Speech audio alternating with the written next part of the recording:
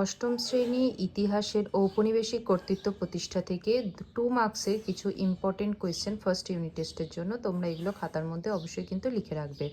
প্রথম প্রশ্নটা হলো, চুইয়ে পড়া নীতি বা ফিল্ট্রেশন থিওরি বলতে কী বোঝো? উত্তর, পাশ্চাত্য শিক্ষা বিস্তারের সূচনায় ব্রিটিশ সরকারের পক্ষ থেকে বলা হয় যে বাংলায় উচ্চ ও মধ্যবিত্ত শ্রেণীর মধ্যে ইংরেজি শিক্ষার প্রসার ঘটানো হলে ওই উচ্চশিক্ষিত লোকেরা সাধারণ জনগণের মধ্যেও তার বিস্তার ঘটাবে। ফিল্টারেশনে জল যেমন ওপর থেকে পরিশ্রুত হয়ে চুইয়ে নিচে নামে, তেমনি সমাজের ওপর স্তর থেকে উচ্চ স্তর থেকে নিম্ন স্তরে শিক্ষা বিস্তারের এই নীতিকে চুইয়ে পড়া নীতি বা ফিল্টারেশন থিওরি বলা হয়ে থাকে।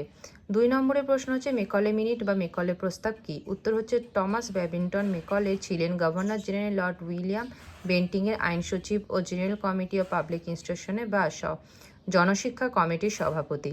মেকলে ব্যক্তিগতভাবে ছিলেন পাশ্চাত্য শিক্ষার সমর্থক। তিনি 1835 খ্রিস্টাব্দে 2রা ফেব্রুয়ারি গভর্নর জেনারেল লর্ড উইলিয়াম বেন্টিংয়ের কাছে ভারতে পাশ্চাত্য শিক্ষার প্রসারের পক্ষে যে মিনিট বা প্রস্তাব পেশ করেন তাকে মেকলে মিনিট বা মেকলে প্রস্তাব বলা হয়।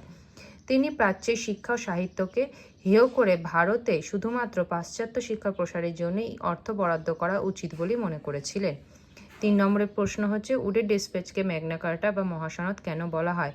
উত্তর, বোর্ড অফ কন্ট্রোলের সভাপতি স্যার চার্লস উড ভারতে পাশ্চাত্য শিক্ষা প্রসারের জন্য 1854 খ্রিস্টাব্দে 19 জুলাই একটি নির্দেশনামা প্রকাশ করেন। এই নির্দেশনামায় চার্লস উডের প্রতিবেদন নামে খ্যাত। চার্লস উডের সুপারিশ, এই সুপারিশগুলো হলো, 1 হচ্ছে কলকাতা, মুম্বাই, মাদ্রাজে একটি করে বিশ্ববিদ্যালয় প্রতিষ্ঠা করা। 2 হচ্ছে শিক্ষা প্রসারের জন্য স্বতন্ত্র শিক্ষা বিভাগ গঠন করা। 3 হচ্ছে দেশীয় ভাষার মাধ্যমে সাধারণ শিক্ষা প্রদান করা। শেষ প্যারাগ্রাফ, চার্লস উডের নির্দেশনামার ফলে 1857 খ্রিস্টাব্দে কলকাতা, মুম্বাই, মাদ্রাজে বিশ্ববিদ্যালয় প্রতিষ্ঠিত হয়। 1854 খ্রিস্টাব্দে আগে পর্যন্ত যেখানে বিদ্যালয় সংখ্যা ছিল মাত্র 169টি, সেখানে 1882 খ্রিস্টাব্দের মধ্যে সারা ভারতে সরকারি বিশ্ববিদ্যালয়ের সংখ্যা দাঁড়ায় 1363টি। ভারতীয় শিক্ষার ইতিহাসে এটি ছিল অন্যতম ঘটনা। এই জন্য উডের নির্দেশনামাকে ভারতের শিক্ষা মহাসনদ বা ম্যাগনা কার্টা বলা হয়। লাস্ট প্রশ্ন দেখো, পাশ্চাত্য ও প্রাচ্যবাদী কাদের বলা হয়? 1813 খ্রিস্টাব্দে চার্টার অ্যাক্ট বা সনদ আইনে বলা হয়, ব্রিটিশ ইস্ট ইন্ডিয়া কোম্পানি ভারতীয়দের শিক্ষার জন্য বছরে 1 লক্ষ টাকা ব্যয় করবে।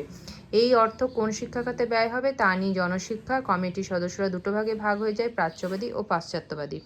প্রাচ্যবাদী, যারা প্রাচ্য বা প্রচলিত ভারতীয় শিক্ষা খাতে সরকারি অর্থ ব্যয় করার পক্ষপাতী ছিলেন, তাদের প্রাচ্যবাদী বলা হয়। প্রাচ্যবাদীরা হলেন H.T. প্রিন্সেপ, কোলব্রুক প্রমুখ। 2 হচ্ছে পাশ্চাত্যবাদী, যারা পাশ্চাত্য বা ইউরোপীয় ইংরেজি শিক্ষা খাতে সরকারি অর্থ ব্যয় করার পক্ষপাতী ছিলেন, তাদেরকে পাশ্চাত্যবাদী বলা হয়। পাশ্চাত্যবাদীরা হলেন আলেকজান্ডার ডাফ, স্যান্ডার্স প্রমুখ। ভিডিওটি ভালো লাগলে চটপট সাবস্ক্রাইব করে দিও। এরকম আরও অনেক প্রশ্ন উত্তর নিয়ে তোমাদেরকে অনেক ভিডিও আমি দেব।